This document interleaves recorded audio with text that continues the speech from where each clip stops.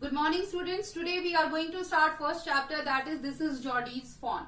This story is about Geordie, his father, doe and a fawn. His father was bitten by a rattlesnake. To draw out the poison, it needed the heart and liver of the doe.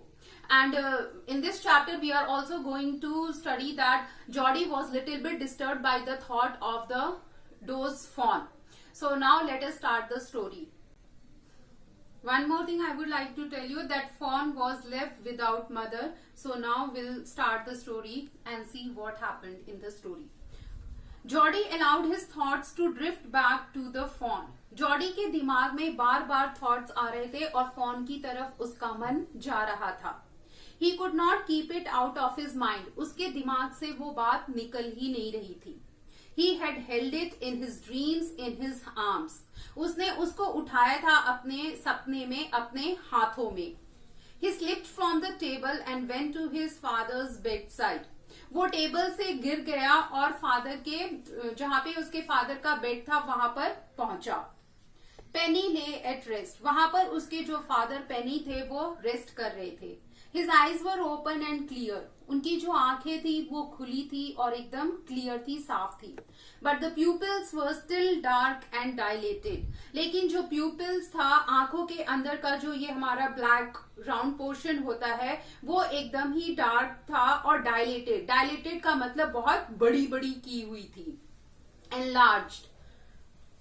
Jordi said, "How are you feeling, पा?" Jordi ने पूछा, Jordi ने बोला, आप कैसा feel कर रहे हो पा? Just fine, son. उन्होंने बोला कि मैं एकदम ठीक हूँ. Old death has gone thieving elsewhere. जो पुराना दिमाग में विचार था मृत्यु का, वो अब कहीं और चला गया है. But wasn't it a close shape? लेकिन क्या ये एक क्लोज शेप नहीं था? क्लोज शेप का मतलब ये है कि एक ऐसा सिचुएशन जहां से निकलना बहुत ही मुश्किल हो. Narrow escape. I agree. फिर उसने बोला, हाँ मैं सहमत हूँ.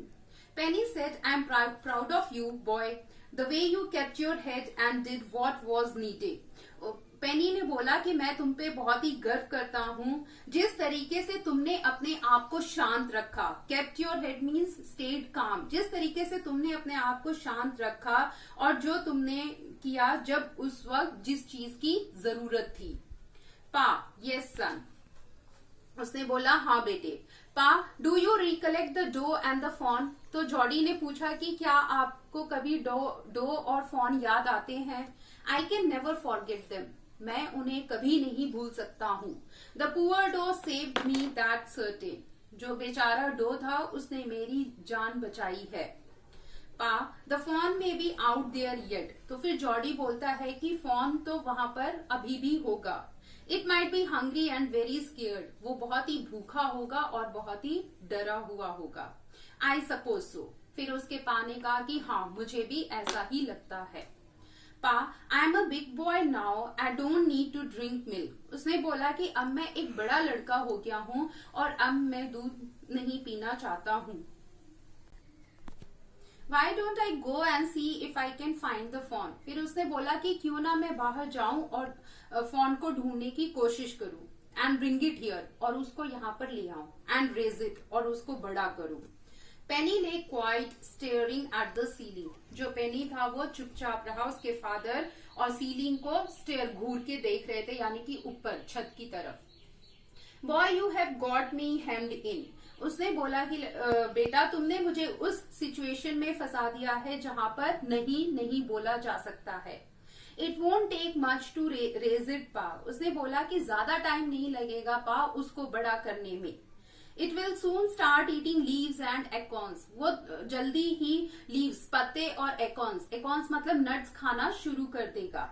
You are smarter than boys of your age. फिर उसके पा ने कहा कि तुम अपने एज के लड़कों से ज्यादा स्मार्ट हो. We took its mother and it wasn't to blame.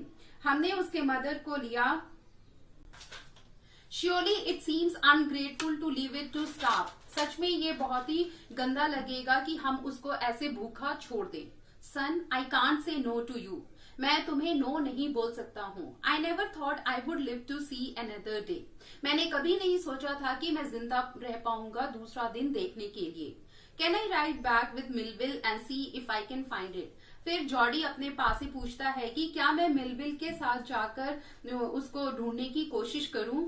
Do you think Jodie's father will allow him to ride back with Melville?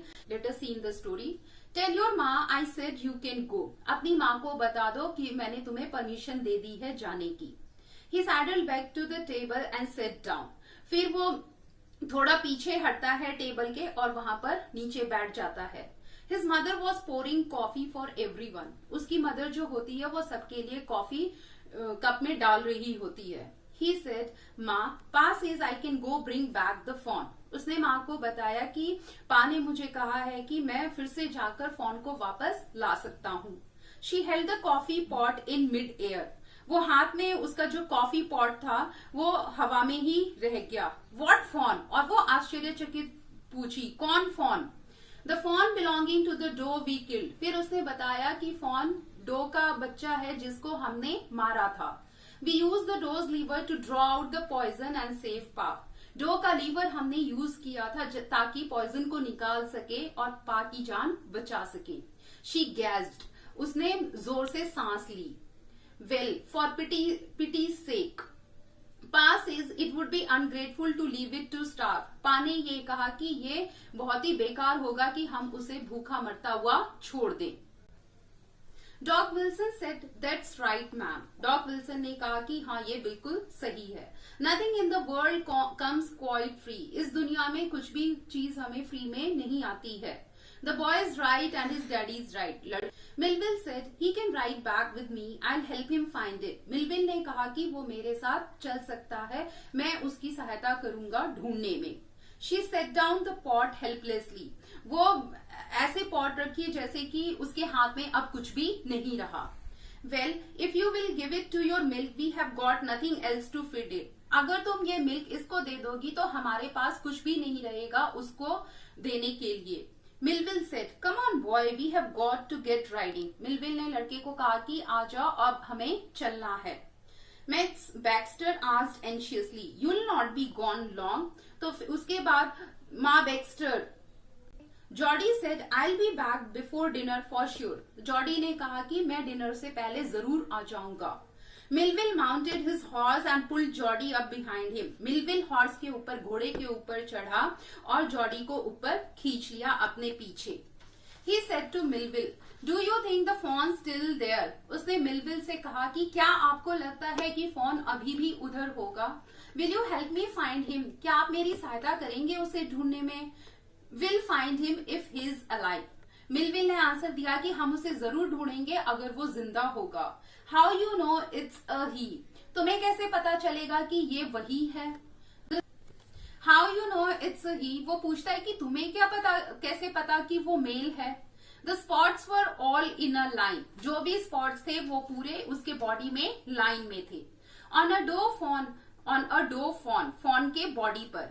Pa says the spots are every which way. पा ने बताया था कि ये जो spots होते हैं वो सारे डायरेक्शंस में होते हैं, मतलब चारों तरफ.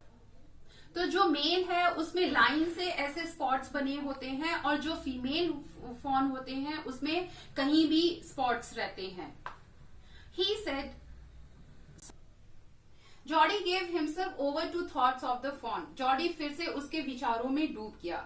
They passed the abandoned clearing. उन्होंने वो जगह सारा पास करना शुरू किया जहाँ पे कोई भी रहता नहीं था, खंडरी इलाका. He said, "Cut to the north, Melville." उसने मिलविल को बोला कि नॉर्थ की तरफ ले चलो. It was up here and Pa got bitten by the snake and killed the doe and I saw the fawn. उसने बोला कि यहीं पर पा को स्नेक ने काटा था और यहीं पर डो को मारा था और यहीं पर मैंने फॉन को देखा था. Suddenly Jody was unwilling to have Melville with him. अचानक जॉडी ऐसा चाहता था कि मिलविल उसके साथ आगे ना जाए. If the fawn was dead or could not be found, अगर फॉन मरा होगा या फिर नहीं मिलेगा, he could not have his disappointment seen. वो अपना दुख किसी को भी दिखाना नहीं चाहता था. And if the fawn was there, और अगर फॉन होगा, the meeting would be so lovely and so secret. वो मीटिंग इतना प्यारा होगा और इतना गुप्त होगा that he could not endure to share it. जो वो किसी के साथ शेयर नहीं करना चाहता था. So today we have read up to here. In the next video we will continue.